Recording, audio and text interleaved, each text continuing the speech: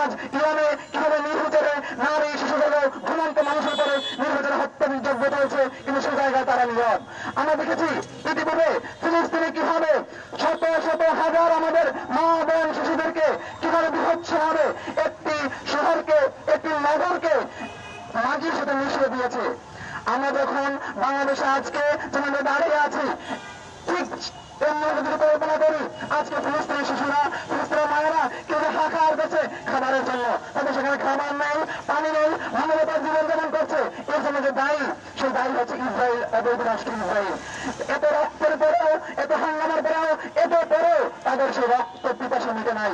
বিশ্ববিবেক বড় বড় মতোই মুসলিম বিশ্বের ক্ষেত্রে তারা নীরব থেকেছে।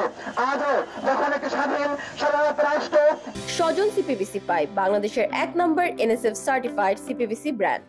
ইরানের উপরে নির্বিচারে তাদের স্বাধীনতা সাধারণত হুমকি শুধু নয়, বাবার হুমকি দেওয়ার পরে লঙ্ঘন করে সেখানে হামলা চলছে। আমরা বাংলাদেশের তরুণ সমাজ, আমরা বাংলাদেশের পক্ষ থেকে একটি বার্তা দিতে চাই, প্রত্যেক স্বাধীন রাষ্ট্রের প্রতি আমাদের তাদের স্বাধীনতার প্রতি এবং তাদের মানবাধিকারের প্রতি, তাদের যে সার্বভৌমত্বের প্রতি আমাদের সম্মান রয়েছে, সেই সম্মানের ধারাবাহিকতায় আজকে আমরা রাজি রাষ্ট্র থেকে সমর্থন জ্ঞাপন করছি। আমরা যুদ্ধ নয়, আমরা শান্তি চাই। আমরা ইরানের পাশাপাশি ইরান একটি মুসলিম প্রধান দেশ হিসাবে, আমরা বাংলাদেশে মুসলিম হিসাবে আমাদের ধর্মীয় চেতনা রয়েছে, সে জায়গা থেকেও আমরা তাদেরকে সমর্থন ব্যক্ত করছি। এর পাশাপাশি আমরা সারা বিশ্বের মুসলিম বিশ্বের আহ্বান রাখবো, আপনারা অবশ্যই মানবতার পাশে দাঁড়ান, ইরানের পাশে দাঁড়ান। আমরা ঐক্যবদ্ধভাবে যদি সকলে দাঁড়াতে পারি তাহলে মানবতার জয় হবে।